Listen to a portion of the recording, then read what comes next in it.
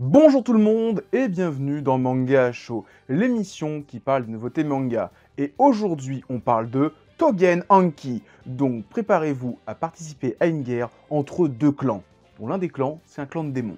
Tougen Anki est un manga écrit et dessiné par Yura Urushibara. Et en France, c'est Kana, dans sa collection d'Arcana, qui édite le manga avec les deux premiers tomes d'un coup. Résumé, Shiki est un jeune garçon au sang chaud. Alors qu'il vient de se faire renvoyer de l'école, il prend conscience qu'il possède du sang de Oni. Le clan Momotaro le cherche et veut l'éliminer. La quête de liberté de Shiki et des autres Oni commence. Tougen Anki, c'est pas un titre que j'attendais plus que ça, c'est Lucisco sur sa chaîne qui en avait parlé, et quand il a annoncé les 2-3 points, je me suis dit, ça peut m'intéresser.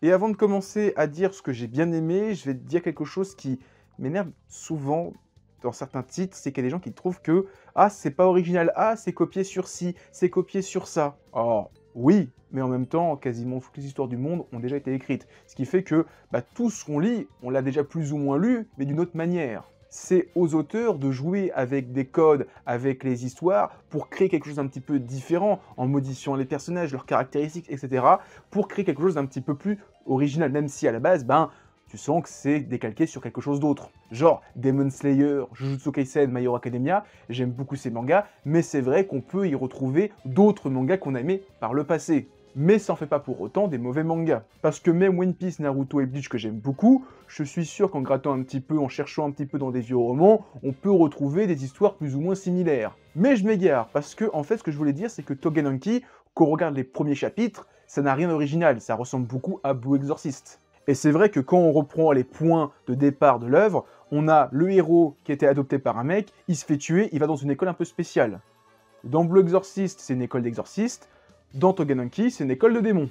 Mais là où Tougen Anki diffère de Blue Exorcist, c'est que il y a tout ce délire entre le clan Momotaro et le clan des Oni. Ça fait référence à un conte japonais où on a Momotaro qui est un jeune garçon qui est né dans une pêche, qui en grandissant va partir à l'aventure et va essayer de tuer des démons qui sont sur une île de démons qui s'appelle l'île d'Onigashima, qui doit rappeler quelque chose aux fans de One Piece. Et dans son aventure, il est aidé de 3 animaux, un faisan, un singe et un chien. Il doit aussi rappeler quelque chose aux fans de One Piece. Je dis One Piece parce que c'est le plus évident, mais il y a d'autres œuvres qui se sont intéressées au mythe de Momotaro. Mais bon, là je digresse un petit peu. Maintenant que j'ai posé ces bases-là par rapport à l'histoire de Momotaro, je vais pouvoir aborder quelque chose de très intéressant par rapport au manga. C'est qu'il y a une guerre entre deux gros clans, donc le clan des Momotaro et le clan des Oni, qui est un petit peu une guerre entre Yakuza.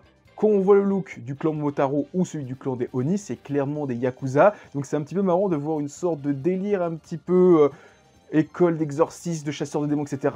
Ou après ça part un petit peu dans un délire Furio avec le héros qui a vraiment une dégaine de Furio, et après on part dans une guerre de Yakuza, je trouve ça génial. Et encore une fois, un héros avec une dégaine de délinquant, donc un Furio, ça n'a rien d'original, une guerre entre Yakuza, ça n'a rien d'original, mais tu mélanges tout ça, je trouve ça génial. Mais en plus, j'en ai pas parlé, les Oni, quand ils se battent, ils utilisent un pouvoir, qui est un pouvoir lié au sang. Là, je pense que l'auteur, il s'est un petit peu inspiré des démons dans Demon Slayer, mais et je trouve que les pouvoirs sanguinaires des démons, il y a vraiment quelque chose de graphique. Parce qu'en fait, leur pouvoir, c'est un petit peu, on dirait les pouvoirs des Green Lantern. Ils peuvent modeler leur sang avec leur volonté. Si bien que t'en as un qui fait des sortes de scies circulaires avec son sang, le héros il tire des guns, c'est n'importe quoi, c'est génial. Il y en a un, il fait un parapluie. C'est trop bien. Donc voilà, Tougen Anki, sur le premier tome j'étais mouais, le deuxième tome j'étais un peu plus là.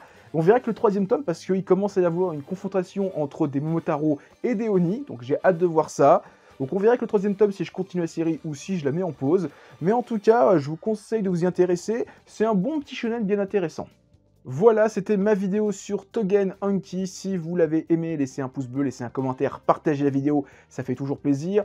En description, vous avez des liens vers tous mes réseaux sociaux. Et moi, maintenant, je vous dis à plus, continuez à lire des mangas. Allez, ciao tout le monde!